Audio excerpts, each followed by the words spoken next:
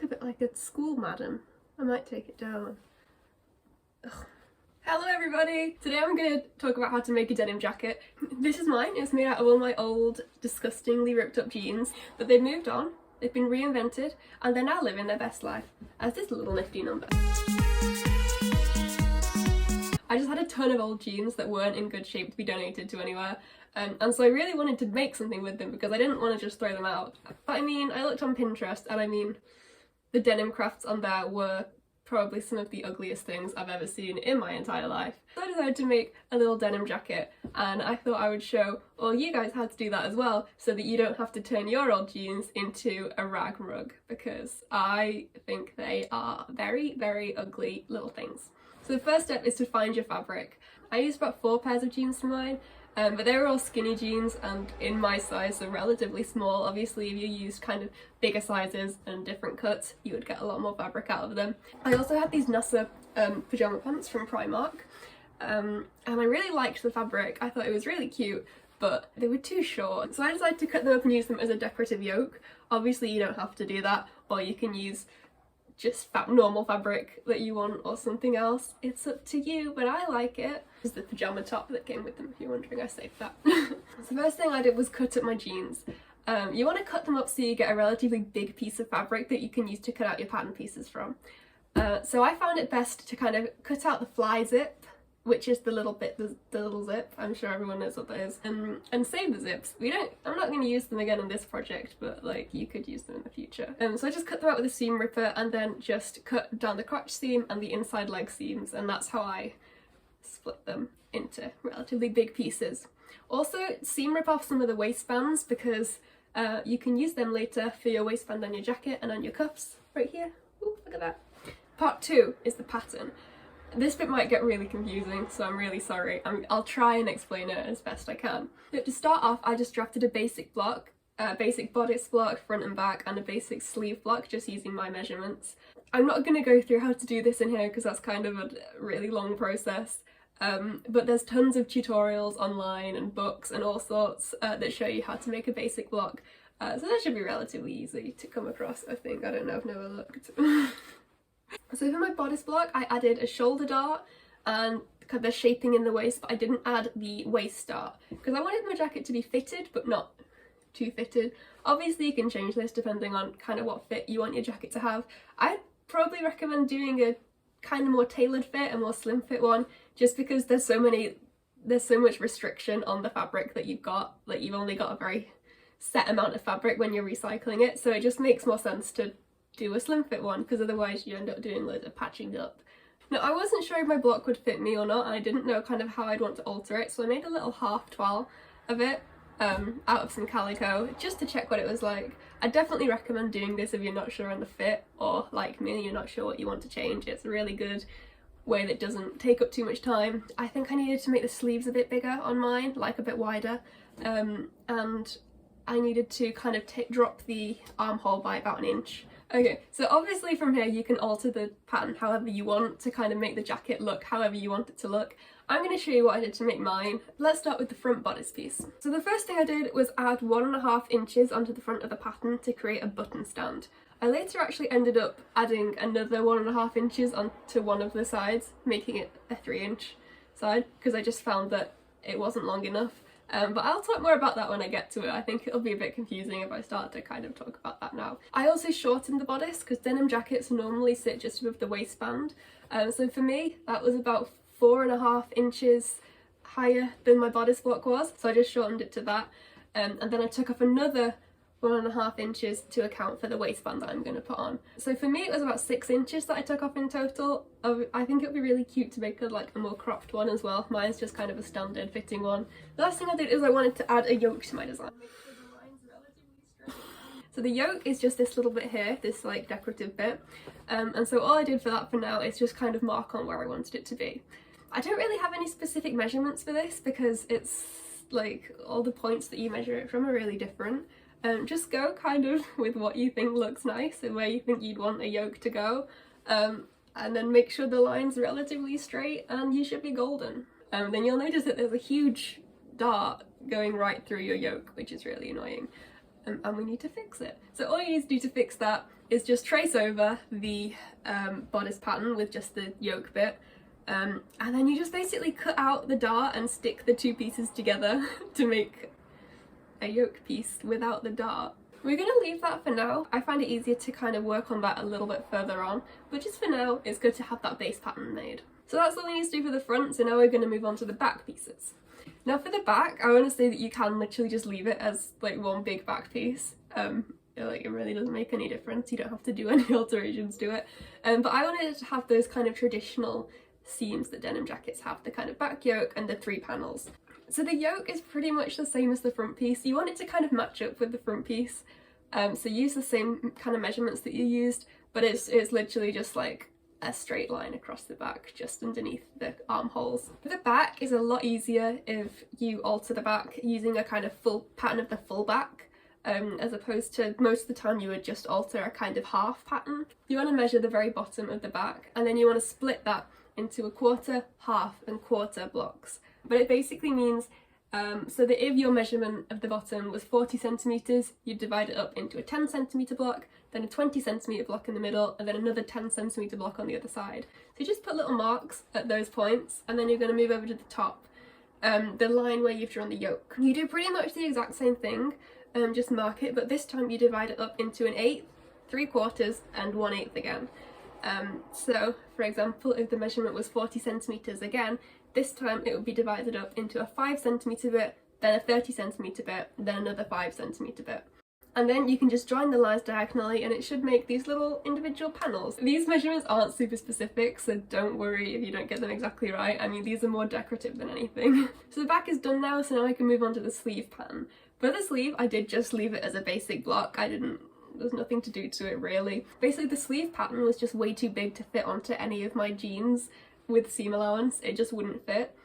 So I just cut it up into 3 separate bits. I basically cut a 4-inch strip out the middle and separated it and had each one as kind of individual pieces. And those are all the pattern alterations. Hopefully that made sense. A couple of things to note here. We are going to make a collar and we are going to use a pattern for that. I'm going to go through the collar later just because I think it makes more sense to kind of do it all in one chunk at the end. And the other thing to note is that I never put seam allowance on any of my patterns. I don't like patterns that have seam allowance on. If they have seam allowance, I cut it off. I don't like it. So that's just something to know, that none of these measurements include seam allowance. Once your patterns are all done and you've cut them all out and you've got them all labelled, make sure you definitely label them. You can start tracing your patterns onto fabric and cutting them out. Make sure you definitely plan this out because you want to make sure that you've got space to cut out everything that you need. You need to make sure you've got enough space to cut all the big ones and all the little ones. I definitely found that I had to kind of cut some of the pocket bags off and lengthen some of the hems, just unpick them. For a little bit of extra. That's one of the things that I did to give myself a little bit more space. And some pieces you might just have no choice but to cut them kind of as 2 parts. I think I had to do that with one of my backside panels, and then I didn't really put an even seam allowance on because there's really not enough space to measure out an even seam allowance the whole way. So I just kind of drew on my stitch lines and then just cut out as much seam allowance as I could. So once everything's cut out, you can overlock all your edges and give them a good press to make them nice and neat. If you don't have an overlocker, you can pretty much leave them raw because we are going to do Flatfell seams over most of this. But you might want to do a quick zigzag over the edges just to stop them fraying, and because some of the seams we're not going to be able to do Flatfell seams on them. We're up to step 4, which is putting the stitches in the fabric. So for the very first bit, you just want to stitch together any of the bits that you had to cut in 2 separate pieces. So like my backside panel I had to cut, just get them stitched up straight away so you don't forget what they are. The first thing we're going to do is work with the front panels, and we're just going to sew up the shoulder dart. That's all we're going to do for now. Now that you've got your front panel sewn up, it's a really good time to sort out your contrast fabric and your contrast panel. If you've got a mannequin, put your front panels on a mannequin. If you've not, just kind of put it on yourself. And put your contrast fabric panel against your front piece to see if it fits. I think I definitely had to do a couple of little alterations to get it looking like I wanted. So just mess around with it until you're happy with the way it looks. And then once you're happy, you can go ahead and cut it out of your contrast fabric. So with mine, I'm basically just putting my contrast fabric right on top of the denim. Because it's a very thin, stretchy fabric. It's like pyjama pants. So it can't really support it. So when you've got your pattern, you can cut out your contrast fabric, overlock it if you can, and then you can either tack it or pin it onto the bodice where it needs to go. And the only thing we're going to do to it at the moment is just fold the bottom hem up and top stitch it down, just so you've got a nice edge on the bottom. So once that's all done, you can move on to the back. So the back is obviously like a load of bits of random pieces, and all you're really going to do is sew them together. But we're going to sew them together with Flatfell seams. So Flatfell seams are just those chunky seams that you always see on jeans or denim jackets. Their purpose is basically just they're a very, very strong seam. They just make it a lot more durable. I like them because they're super neat and tidy, and they're actually really easy to do. So to do a Flatfell seam, you first need to sew your fabric together, wrong sides together, which basically means you're sewing it kind of inside out so the seams are on the outside. And then you're going to take one of the little seams on the outside and trim it right down. And then you're going to take the other seam on the opposite side, just fold over the edge, the raw edge or the overlocked bit, and pin it down so it covers the bit that you've just trimmed down. Pin it in place and top stitch it down, and that's how you do a Flatfell seam. You don't have to do these, it works fine with just normal seams, but I really like them. The only thing to note with Flatfell seams is obviously because you have to trim the seam allowance off really short, it's really hard to alter things after you've sewn a Flatfell seam, so just make sure you're definitely confident in what you're sewing down before you cut it off. So I just sewed all the back panels together using Flatfell seams for all of them until they created one nice big panel. I did the same thing with the sleeves as well. I just sewed all the individual bits of the sleeves together using Flatfell seams to make them into the one big sleeve block. You can also sew the underarm seam of the sleeve at this point, but that one you won't be able to do a Flatfell seam. There's always one seam on a sleeve that you won't be able to do Flatfell, so that one you can just do as a normal seam. Step 5, putting it together. So now you're ready to put the front and back pieces together. To do this, you just want to put the front and back pieces right sides together and sew up the side seams and the shoulder seams. The side seams are really easy. I did them Flatfell. You definitely don't have to, but mine wasn't that fitted, so I found it pretty easy to do a Flatfell seam. I did a normal seam for the shoulder because I had this contrast fabric, so it would have been a little bit more difficult to do a Flatfell seam, and it would probably have looked a little bit too bulky. And the important thing with the shoulder seam when you're sewing that is that you want to catch your contrast fabric in it. You want to make sure you catch your contrast fabric in there because that's what's going to hold it mainly in place. So just be really aware of making sure that you're catching that, not warping it, not stretching it, just getting it caught so it lies nice and flat. So you should have a little kind of waistcoat going on now, and now you're ready to put the sleeves in. So the sleeves are just set-in sleeves, just normal. I mean, sleeves aren't nice to put in anyway, so just kind of fiddle around with it. Just make sure the pitch is right. That's one thing that you want to make sure is right. And obviously just sew the sleeve in with a normal, regular seam, not a Flatfell seam. I don't think you could do a Flatfell seam around a sleeve. At this point, once you put the sleeves on, it's a good point to try it on and do a proper fitting with it and make sure that everything's fitting like you want it to. Obviously, like I've said, Flatfell seams are famously hard to alter, so you do want to make sure that you're checking certain things throughout the process. But I just try it on, especially because the sleeves are the one bit that really don't like fitting nice. They really like just not looking good. That's their thing. And once you're happy with your sleeves, overlock or cut off any excess fabric that's there. I always cut way too much seam allowance, so I have tons and tons of excess fabric. But with the sleeves, it's really important that you overlock all that off because extra bulk in the sleeve can really affect the fit of the jacket. Okay, so step number 6 is the button stands. The button stands are basically those little extra bits that we put on the front of the jacket. It's just where the buttons and buttonholes are going to sit. But they need to be a little bit thick. So first fold back the seam allowance and then fold back the button stands again so that they match up with the line that we drew at the start. It's just essentially kind of doubling up the fabric at the front. So then you can either pin or tack the button stand into place, and you can try it on and make sure that the button stands are doing what they need to. So the button stands need to overlap and still fit you really nicely. Sorry, I look like a really strange cowboy when I wear it like this. This is when I discovered that I needed to add an extra 1.5 inches onto my button stand, which is what I was talking about at the start, because mine weren't overlapping and fitting nicely. So like I said, they should overlap each other, and when the buttons are on, they should be running right down the centre of your jacket. So if you think about where the buttons are going to go, that's more your point of reference. So it is going to look a little bit off. So once you're satisfied with the buttonhole, you can just top stitch it down along where you've pinned or tacked it. And make sure you catch your contrast fabric in there as well. Okay, number 7, let's talk waistbands. So for the waistband on our jacket, we're going to use recycle a waistband from one of the jeans. The jeans I were using were my own jeans, so I found that the waistband was actually a perfect fit as it was for me. Obviously, if you're not using jeans that are your size, you might want to kind of cut them down or add a little bit in the middle. It's pretty much just a case of unpicking the waistband and then sandwiching it over the bottom of your jacket to the stitch line and just top stitching over it. And the sleeve cuffs is pretty much the exact same process, but obviously they're smaller, so you need to cut them down to size.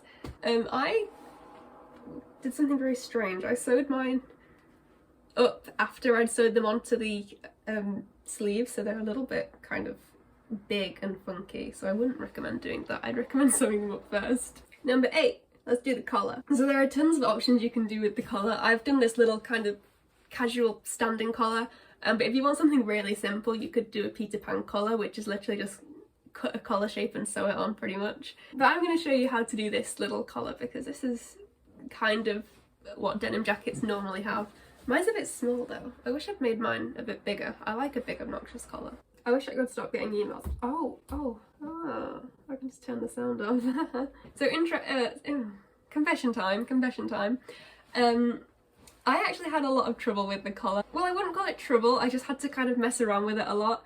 And that means that I essentially didn't get any footage that is remotely useful. I'm still going to go through it, I'm going to explain it, and I'm going to try and put some little kind of drawings, do some little drawings and diagrams and things, which will hopefully help. There's so many neck rings, I'm like a tree. So the shape of the collar is essentially just 2 big rectangles. Mine was 40 centimeters by 10 centimeters, but obviously that will change depending on your jacket. For the long end of your pattern, you essentially just want to measure the neckline of your jacket, and whatever measurement that is, you can use that as your long side measurement. And for the lengthwise measurement, you just want to think about how wide you want your collar. So this bit, you just figure out kind of how long you want this and then double it because it's going to be folded over like that. So for example, this bit on mine is 5 centimeters, so the entire pattern was 10 centimeters. And I cut mine in 2 halves, so like 2 squares, because I didn't have enough fabric. That's why I've got 2 different colours. Oh, it's also worth mentioning that the collar section is going to get very, very thick. If your denim that you're using is really thick, you might want to consider doing the underside of the collar in a kind of cotton or a thinner fabric, just because it's inevitably going to get really thick. And having a bit of cotton underneath instead of another thick fabric will just make it sit nicer and it will make it less bulky. The first thing to do is to overlock your pieces and then take your piece, which is going to be the underside of your collar, and attach that to the neckline, right sides together. Oh, and note that denim jackets, the collars normally end just a little bit before the end of the button stand. And that's so that when the button stand is done up, they meet at a nice little point like that. So while you're doing your collar, just make sure that you're getting that nice little meeting point. So once your underside piece is on, you can put the underside piece and the top side piece right sides together and sew them together just along the long side, so that when you flip them inside out, they're going to have the seams on the inside and it's going to be it's going to look a little bit like a collar at that point. So hopefully it'll make sense when you're doing it. So now that your collar looks a bit like a collar, have a double check that it looks like you want it to, it's the right size and it's doing the right things. And then you can also mark on the little points where you want the angle of your collar to be. They're normally just a diagonal line, you can just mark on the kind of angle that you want for them. And once you've got that mark for the angle that you want, you can just cut off the seam allowance, turn them in, top stitch over them, and then top stitch over the rest of the collar if you want to. I don't think I've done that, but it can make it look nice and flat if you want to do that. So now the only unsewn seam should be this inside seam on the neckline. You can just sew this bit down with the raw edge, you don't have to bother turning in, because this collar bit is going to be really, really bulky at this point, so you don't want to add any extra bulk that you can avoid. And saying that, once you've finished with the collar, you want to trim off all the excess that you can, because like I said, it's going to be really bulky, so you want to cut off any extra seam allowance that you've got, just to manage that a little bit. And then to create the little kind of points of the collar, the little standing bit, it's literally just pressed that way. Just fold it in half, give it a good press, and it should stay like that pretty well. You shouldn't need to do any stitches or anything for that. And then the final bit is just neaten up the inside, because since we had to cut off all that bulk, it's going to look a little bit messy. So you can just cover that with a piece of bias binding. I didn't have any bias binding, so I just used a piece of ribbon, and that worked really nicely. So you can just put a piece of ribbon over or a piece of bias binding and just hand sew that on with a little whip stitch or something, just to cover all the gross raw edges that are under there. So the very last step in everything is putting on buttons and buttonholes. And the observant among you might have noticed that I haven't done that. So I haven't been able to go to a fabric shop as freely and just pick up the buttons. I've actually got them now, they're downstairs. I managed to get the actual kind of metal ones that you hammer in. I've never used them before, so I'm really jazzed to use them. And obviously you don't have to use those hammering in buttons, you can just use sew on buttons. I think you can get metal ones that you can sew on as well, they'd look really nice. And so doing the buttons is really simple. You just make your marks on and then sew on your buttons, and then most machines have a buttonhole feature that's pretty simple to use. You just need to do a couple of practice ones to get used to it, and then it's pretty simple, and then it's all done. I've been having so much fun telling people that I made this jacket. They keep asking where I got it from, and I'm like...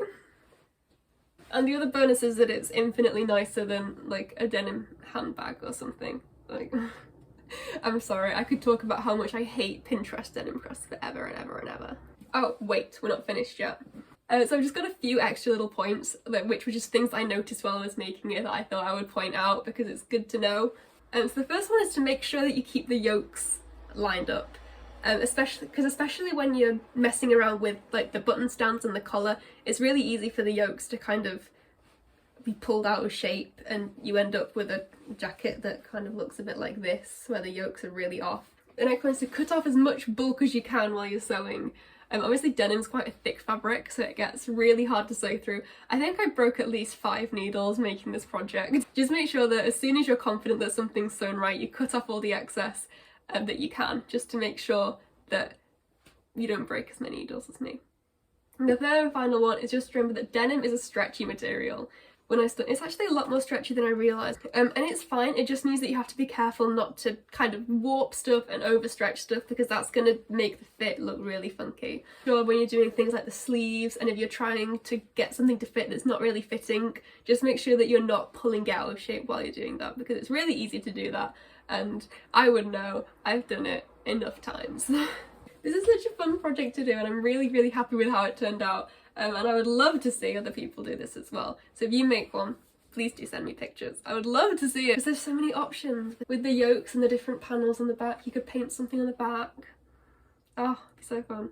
If you don't make a jacket, send me a picture of your pets. Even if you make a picture of your jacket, send a picture of your pet in a jacket that you made.